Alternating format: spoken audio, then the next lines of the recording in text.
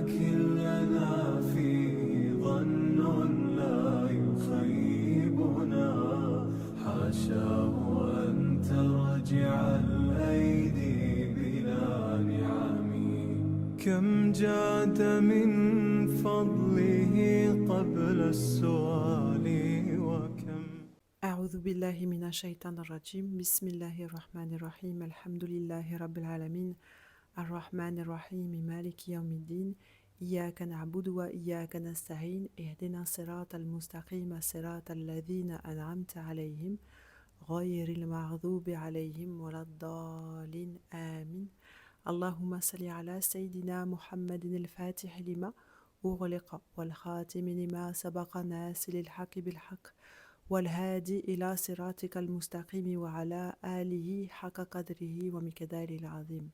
Salam alaikum wa rahmatullah wa barakatuh. Bienvenue dans cette nouvelle vidéo sur la chaîne L'Art de l'Excellence. J'espère que tu te portes bien. Aujourd'hui, nous allons parler d'une pratique puissante et fondamentale dans notre vie de musulman, l'istighfar, ou le fait de demander pardon à Allah subhanahu wa ta'ala. Cette pratique n'est pas seulement un moyen d'effacer nos péchés, mais elle est aussi une source de bienfaits immenses dans notre vie quotidienne et spirituelle. Dans cet épisode, nous allons explorer ensemble les multiples bienfaits de l'istighfar et pourquoi il est essentiel de l'intégrer dans notre routine. Et je vais te donner dans cette vidéo 8 points essentiels qui j'espère te motiveront à débuter l'istighfar. Le premier et le plus grand bienfait de l'istighfar, c'est qu'il efface nos péchés, peu importe leur gravité. Si nous demandons pardon à Allah subhanahu wa ta'ala avec sincérité, il nous pardonne. Et Allah dit dans le Coran, « Et ceux qui, lorsqu'ils commettent une turpitude ou causent du tort à eux-mêmes, invoquent Allah et demandent pardon pour leurs péchés, Allah leur pardonnera. » Et c'est dans la sourate Al-Imran, verset 135. Cette promesse qu'Allah subhanahu wa ta'ala nous fait nous rappelle que nous ne devons jamais désespérer de sa miséricorde. Le fait de demander pardon à Allah subhanahu wa ta'ala est une preuve de notre part, de notre humilité, une reconnaissance de nos erreurs et une manière de purifier notre âme. Le deuxième point, c'est que l'istighfar attire la baraka. L'istighfar n'est pas seulement bénéfique pour l'au-delà, mais il apporte également des bénédictions dans cette vie. Et Allah subhanahu wa ta'ala nous promet dans la sourate Nuh, demandez pardon à votre Seigneur car il est grand pardonneur. Il vous enverra du ciel des pluies abondantes et vous accordera des bienfaits et des enfants. En multipliant l'istighfar, nous attirons la baraka dans nos vies, que ce soit dans nos moyens de subsistance, dans nos relations ou dans notre santé. C'est une clé pour débloquer des portes que nous pensions fermées. Le troisième point, c'est que l'istighfar apporte une issue à toutes les difficultés. Le prophète sallallahu alayhi wa sallam a dit « Celui qui s'accroche constamment à l'istighfar, Allah lui apportera une issue à chaque difficulté, une sortie à chaque peine et lui accordera une subsistance d'une manière inattendue. » C'est rapporté par Abu Daoud, radiallahu ta'ala anhu. Cela signifie que face aux épreuves, nous ne sommes jamais seuls. L'istighfar agit comme une lumière dans l'obscurité et nous guide vers des solutions que nous n'aurions jamais imaginées. Le quatrième point, c'est que l'istighfar purifie le cœur. Vous n'êtes pas sans savoir que nos péchés laissent des traces sur notre cœur comme des taches noires.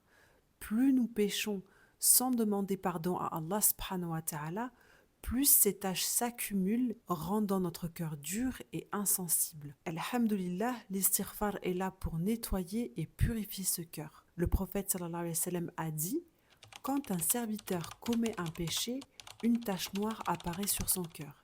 S'il se repent, demande pardon et cesse, son cœur est purifié. » C'est rapporté par Ahmed.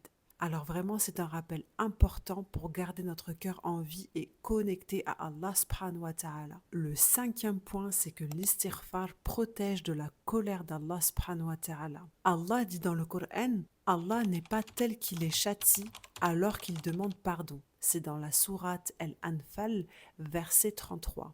Ce verset nous montre que l'istighfar nous protège non seulement dans cette vie, mais aussi dans l'au-delà. Tant que nous demandons pardon à Allah subhanahu wa ta'ala, nous restons sous sa miséricorde. Le 6e point, c'est que l'istighfar améliore notre relation avec Allah subhanahu wa ta'ala. Même le prophète sallallahu alayhi wa sallam, le plus pur des hommes, demandait lui-même pardon à Allah subhanahu wa ta'ala plus de 70 fois par jour. Il a dit: par Allah, je demande pardon à Allah et je me repens auprès de lui plus de 70 fois par jour. C'est rapporté par Al-Bukhari radiallahu ta'ala anhu. C'est une leçon pour nous, vraiment, que le prophète sallallahu alayhi wa sallam nous donne. L'istighfar n'est pas réservé aux grands péchés, il est aussi un moyen de nous rapprocher constamment de notre Créateur, de montrer notre humilité et notre dépendance vis-à-vis de lui. Le 7e point, c'est que l'istighfar apporte la paix et la sérénité. En pratiquant régulièrement l'istighfar, on ressent un apaisement spirituel. On sait que nos péchés sont pardonnés, que nos soucis trouveront une issue et que notre cœur est connecté à Allah subhanahu wa ta'ala. Cette sérénité est vraiment un cadeau inestimable pour chaque croyant. Et le 8e point, c'est que l'istighfar apportera une récompense immense dans l'au-delà. Alhamdulillahi Rabbil Alamin, l'istighfar ne s'arrête pas à cette vie. Il sera une source de lumière le jour du jugement. Et le prophète sallallahu alayhi wa sallam a dit: heureux celui qui trouve dans son livre beaucoup d'istighfar. Et c'est rapporté par Ibn Majah. C'est vraiment une invitation que le prophète sallallahu alayhi wa sallam nous fait. C'est une invitation claire à multiplier les paroles comme Astaghfirullah, non seulement pour être pardonné, mais aussi pour récolter des récompenses éternelles. En résumé, l'istighfar est une pratique simple mais puissante. Elle efface nos péchés, purifie notre cœur, attire la baraka dans nos vies, nous rapproche d'Allah subhanahu wa ta'ala et nous garantit des récompenses dans l'au-delà. Intégrons cette habitude dans notre quotidien car elle est une clé pour réussir dans cette vie et dans l'autre. J'espère que cet épisode vous a inspiré à multiplier l'istighfar et j'espère que vous puissiez ressentir ses bienfaits dans votre vie. Qu'Allah nous accorde la sincérité et nos demandes de pardon et qu'il nous englobe dans sa miséricorde infinie. Barakallahu fikum wa assalamu alaikum wa rahmatullahi wa barakatuh.